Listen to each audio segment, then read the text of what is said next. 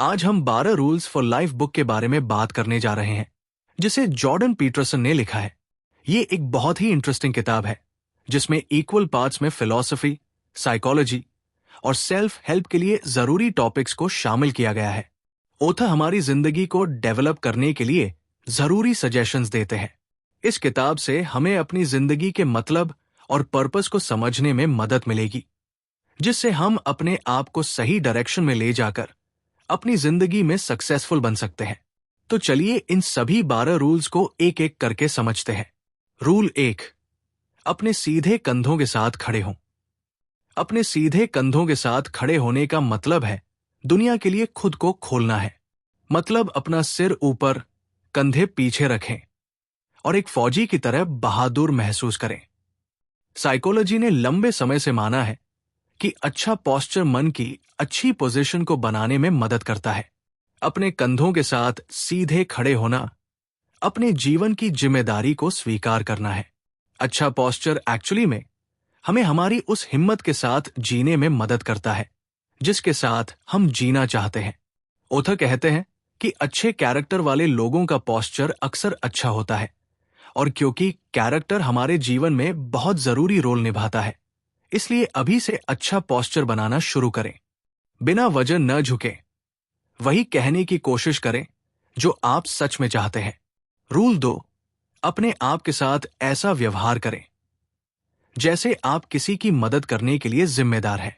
Rule 3, ऐसे लोगों से दोस्ती करें जो आपके लिए अच्छा चाहते हैं। इसमें ऑथर हमारी लाइफ में अच्छाई या बुराई के लिए जिम्मेदार दोस्ती की इनक्रेडिबल शक्ति के बारे में बताते हैं। अच्छे दोस्त होने का मतलब सिर्फ उन लोगों से कहीं ज्यादा है जिनके साथ हमें फनी चीजें करने का मौका मिलता है। अच्छे दोस्त जरूरत पड़ने पर साथ देते हैं, एनकरेज करते हैं और यहां तक कि कई बार हमारा मजाक भी बनाते हैं, लेकिन अपने बिहेवियर से वो हमारा अच्छा करने की कोशिश ही करते हैं। इस तरह अच्छे दोस्त वो लोग होते हैं जो हमारी काबिलियत को और ज्यादा बेहतर बनाने में मदद करते हैं और हमें खुद का एक बेहतर वर्जन बनाने में मदद करते हैं। कई लोग जाने अनजाने में लगातार गलत दोस्त बनाते रहते हैं। कभी कभी जब लोग अपनी खुद की वैल्यू को कम मानते हैं, तो लोग ऐसे लोगों को दोस्त बना लेते हैं जो दोस्ती नहीं सिर्फ मतलब निकलते हैं, जबकि इसके अपोजिट दोस्ती का असली मतलब मस्ती और सहारा है। इसलिए एंश्योर करें कि ऐसे लोगों के साथ ही दोस्ती रखें। ये एक अच्छी बात है और इसमें कोई भी सेल्फिश बात नहीं है कि आप ऐसे लोगों को ही दोस्त बनाएं जो आपके लिए अच्छे हैं। उनसे आपको कुछ सीखने को मिलता है, क्योंकि ऐसे दोस्त आपको कमजोर पड़ने पर बिखरने नहीं देंगे और आपको हमेशा आगे बढ़ते रहने में मदद करेंगे। रूल 5, अपने बच्चों को कुछ भी ऐसा न करने दें जिससे आप उन्हें नापसंद करें। ये रूल पेरेंटिंग के बारे में है। ये चैप्टर इस किताब का सबसे शॉकिंग चैप्टर है, क्योंकि इसमें ऑथर बहुत सी ऐसी बातें बताते हैं जो आज नॉर्थ अमेरिका में रिस्ट्रिक्टेड हो गई है। एग्जाम्पल के लिए, किसी भी पेरेंट्स को अपने बच्चे को फिजिकली हर्ट करने से मना करते हैं।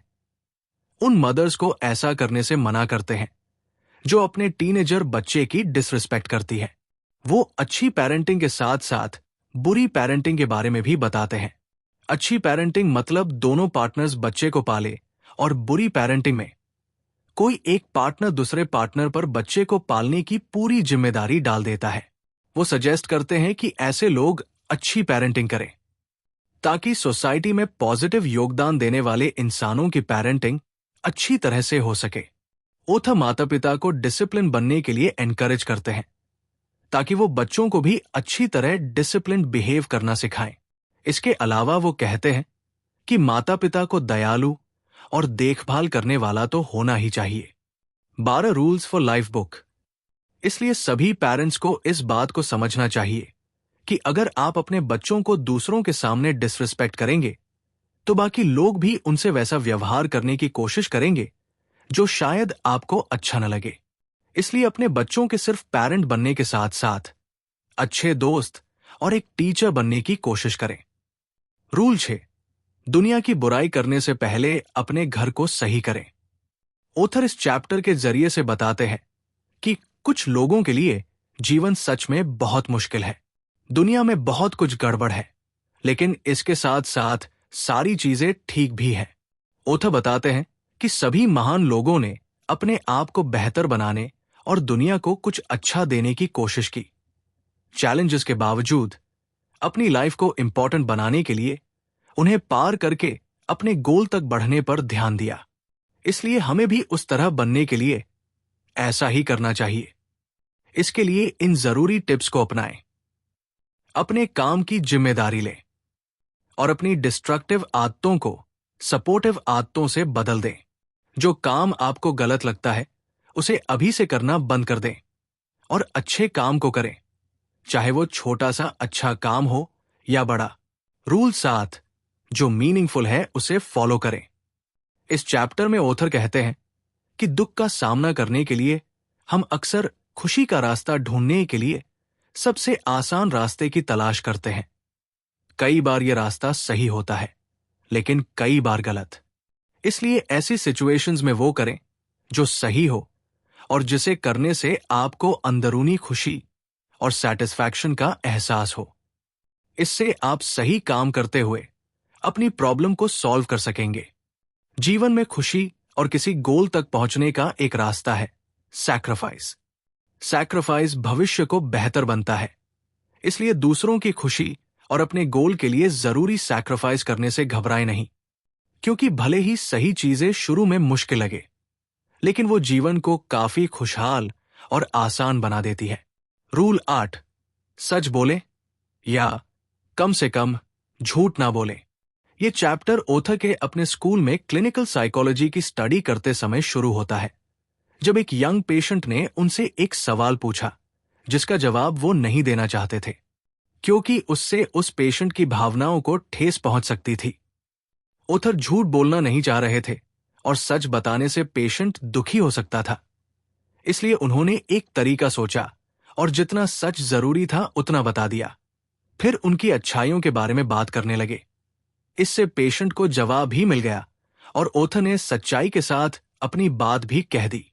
ज्यादातर लोग कई बार अपने आप से छोटे छोटे झूठ बोलते हैं और एक्चुअल में ज्यादातर समय हम शायद ये महसूस भी नहीं करते या स्वीकार नहीं करते हैं कि हम ऐसा कर रहे हैं। लेकिन सबसे खराब झूठ वही होता है जो हम अपने आप से कहें लेकिन स्वीकार न करें, क्योंकि बेईमानी हमारे और दूसरों के लिए बहुत नुकसानदायक होती है। जब हम झूठ बोलते हैं तो अनजाने में हम अपने कैरेक्टर को कमजोर बना रहे होते हैं। इसलिए अपने कैरेक्टर को मजबूत बनाने के लिए सबसे पहले सच को पहचानें, स्वीकार करें और बोलना शुरू करें। इसकी शुरुआत अपने आप से करें, क्योंकि हम किसी और की सुनने से ज्यादा अपने आप की बातें सुनते हैं, अपने आप से बातें करते हैं। इसलिए झूठ कम से कम ही बोले और कोशिश करें हमेशा सच बोले। रूल 9, मान ले कि जिस इंसान को आप सुन रहे हैं वो कुछ ऐसा जानता है जो आप नहीं जानते। इसमें ऑथर एक्चुअल बातचीत के बीच जरूरी अंतर के बारे में बताते हैं।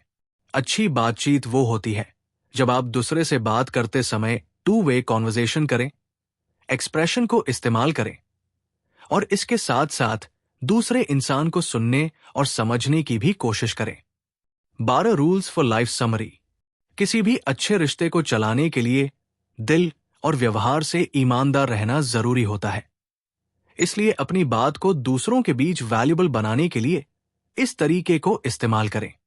इसके अलावा जैसा कि हम जानते हैं कि हर किसी की एक अपनी सोच और नजरिया पर्पसेस होते हैं, ऐसे में हमें उन्हें समझकर एक साथ आगे बढ़ने के तरीकों के बारे में विचार करना चाहिए। ऐसा करके आप हर किसी से कुछ नया जान सकेंगे, सीख सकेंगे और दूसरों के साथ अच्छे रिलेशंस बनाने में भी काफी मदद मिलेगी।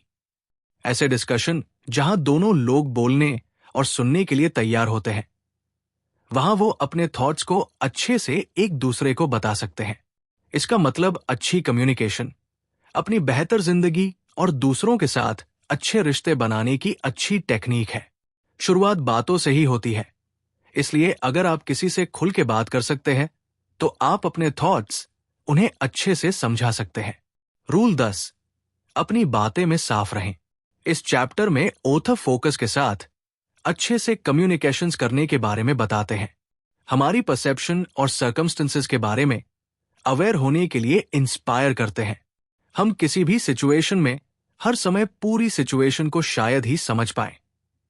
वास्तव में हम सिर्फ वही समझते हैं जो अपनी सेंसेस से एक्सपीरियंस करते हैं।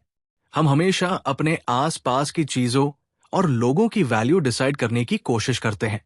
जब अच्छी सिचुएशन में नहीं होते हैं तो हमारी सबसे पसंद की चीज भी हमारे लिए कुछ मायने नहीं रखती है। लेकिन इसके बावजूद हमें उम्मीद रखकर हर सिचुएशन में कुछ पॉसिबल ढूंढना चाहिए, क्योंकि नेगेटिव कंडीशंस भी कई बार हमारी जिंदगी में कुछ नया और अच्छा रास्ता बनाने के लिए एक अच्छा मौका साबित हो सकती है। इसलिए निराशा की सिचुएशन का सामना करने पर हमें नेगेटिव चीजों को अवॉइड करते हुए पॉजिटिव और काम की चीजों पर फोकस करना चाहिए। इसलिए कॉन्फिडेंट रहे और हर चीज का सामना करें। रूल 11, स्केटबोर्डिंग करते समय बच्चों को तंग ना करें। पीटरसन इसे एक ऐसे शहर की कहानी के साथ शुरू करते हैं जहां एडमिनिस्ट्रेशन ने स्केटबोर्ड्स को स्केट करने की जगह से हटा दिया था।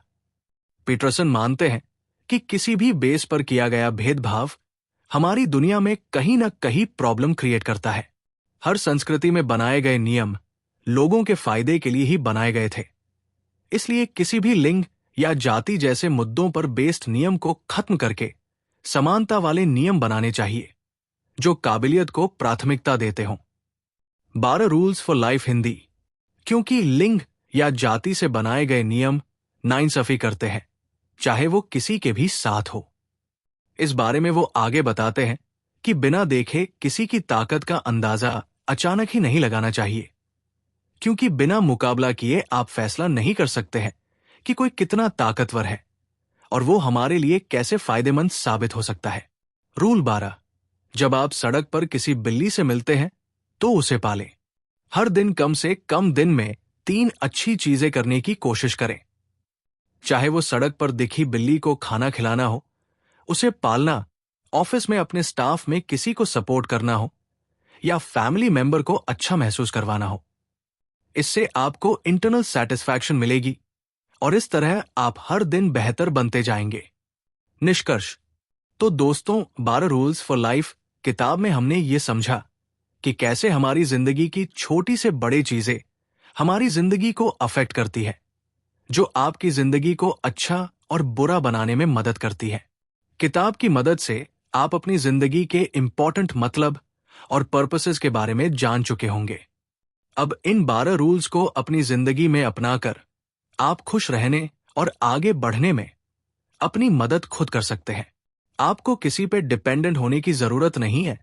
आप कॉन्फिडेंस के साथ अपनी बात सबके सामने रख सकेंगे, अपने अच्छे और बुरे का फैसला खुद ले सकेंगे। अब अच्छी जिंदगी की शुरुआत के लिए अपनी जिंदगी में इन 12 रूल्स को शामिल करें।